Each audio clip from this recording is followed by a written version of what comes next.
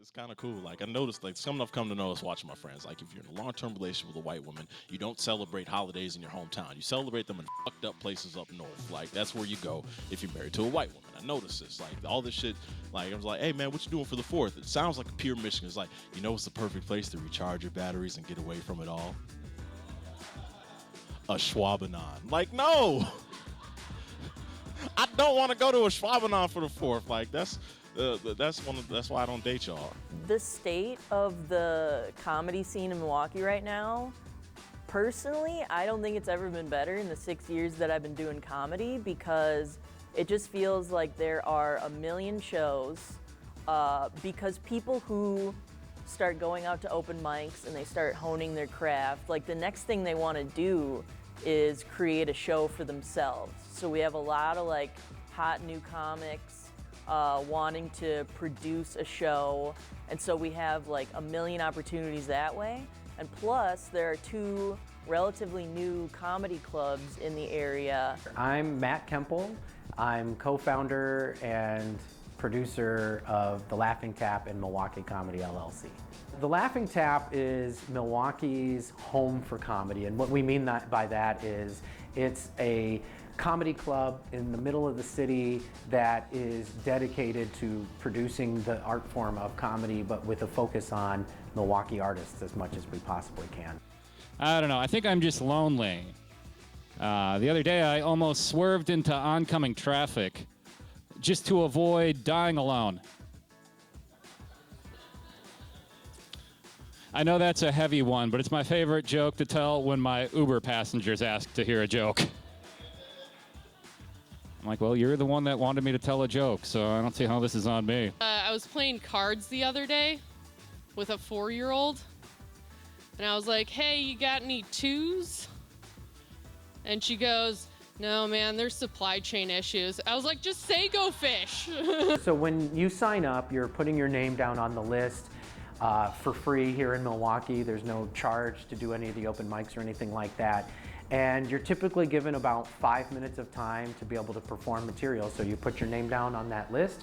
Make sure, if it's your first time, introduce yourself to the host or the person that's running the mic so that they know who you are, so that when they call your name, you're ready to go. And when you go up on stage, it gives you a few minutes of time to try that material out. And when you're trying material out, it might be really funny the first time. It might not be funny. That's okay. If you're giving it your all, you're trying to put some intelligence behind what you're saying, and if what you think is funny, then hopefully somebody else will think it's funny as well. You guys remember the week leading up to a field trip? You're like, f*** yeah. I'm gonna f*** all the way off. Who's gonna stop me? Brandon's mom? You know, just the time. I hate it. I got this little I teach after school on Wednesdays. But I would rather just take a bullet to the dome, okay? After school, that's when they come and their parents drop them off and they leave and they're like, Mr. AJ, you, and they run away. And it's a black, I had this dad today, his kid's a little all right? I hate this little kid. And afterwards, dad comes and said, Mr. AJ, can I have a word with you? Have a word with you? I just want to talk to you and Xander. Talk to you and Xander. You know? And he's like, Xander was telling me that he was getting bullied today. In my head, I was good. Thank God. I'm glad someone's doing the work around here. You know? I just feel like between open mics and shows, you could perform every night of the week, and also, 3 times on the weekend if you're getting booked.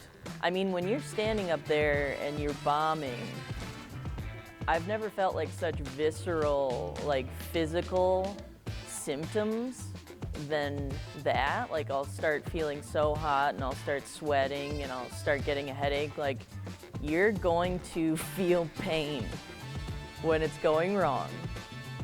But if you weigh the pros and cons of comedy, and the pro being the laughter, if that outweighs the failure, then you should get up there and do it. I think anybody with the passion and desire to entertain people can do anything. I don't think comedy is for everyone. I don't think that performing comedy is for anybody. But I would say if it's something that's interesting to you, if it's something that you want to give a try, you should definitely try it. Don't stay slow here this weekend. If you went up tonight, comics say just pay what you can at the door. One of the best ways to get better at comedy is to go out and watch live comedy. Remember to tip your bartender and get home safe, guys.